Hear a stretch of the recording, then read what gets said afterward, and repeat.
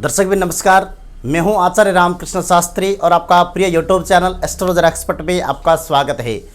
आज हम बात करेंगे किस दिशा में सिर करके सोने से संतान बाधा उत्पन्न होता है अथवा किस ग्रह निर्बल होने पे संतान संबंधी बाधाएं हमारे जीवन में प्रवेश करते हैं।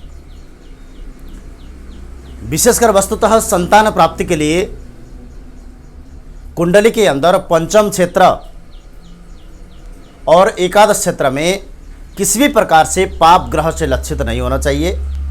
अगर आपका पंचम क्षेत्र अथवा पंचमेश किसी ग्रह से पीड़ित है अथवा पाप ग्रह से नीच होकर विद्यमान है तो आपको संतान संबंधी समस्याएं उत्पन्न होगा।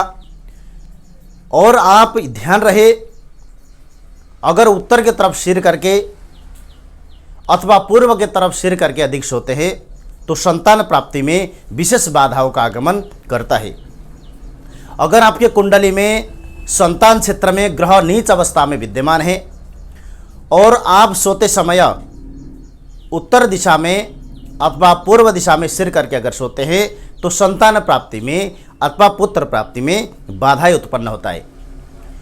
इसलिए ध्यान रहे, संतान संबंधी बाधाएं जिनको भी है वो मकान के नैऋत्य कोण अथवा वायव्य कोण में सोएं और सोते समय दक्षिण अथवा पश्चिम की तरफ सिर करके सोएं, जिससे संतान बाधा में जो उत्पन्न बाधाएं हैं वो सभी दूर होगा और आपको शीघ्र संतान प्राप्ति होगा।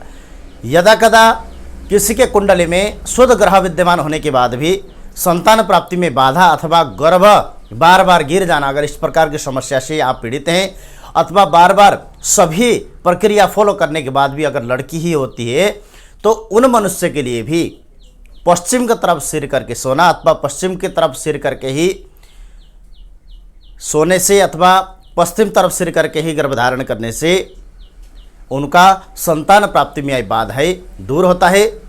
और ध्यान रहे, आपके मकान के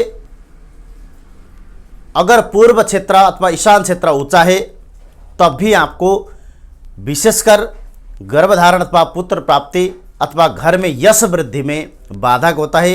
इसलिए ध्यान रहे, आपको गर्भधारण के क्षेत्र में अगर किसी भी समस्या है तो आप सबसे पहले पंचम क्षेत्र के ऊपर दृष्टि बनाइए, पंचमेश के ऊपर दृष्टि बनाइए। किसी योग्य ब्राह्मण द्वारा परामर्श लेकर आप आगे बढ़ेंगे तो संतान प्राप्ति में आई बाधाएं शीघ्र दूर होगा। और पुत्र प्राप्ति में अगर इसके अलावा कोई बाधाएं हैं तो आपको पश्चिम की तरफ सिर करके सोएं और भगवान श्री कृष्ण का स्मरण करते रहें, जिससे संतान प्राप्ति में बाधा भी दूर होगा। हस्तमित्र आज की तरह ही क्या समस्या है आप निश्चिंत होकर हमें फ़ोन कर सकते हैं। डिस्क्रिप्शन पे अथवा हमारे फ़ोन नंबर डला हुआ है, वहाँ से लेकर आप हमें संपर्क कर सकते हैं। हरिओम।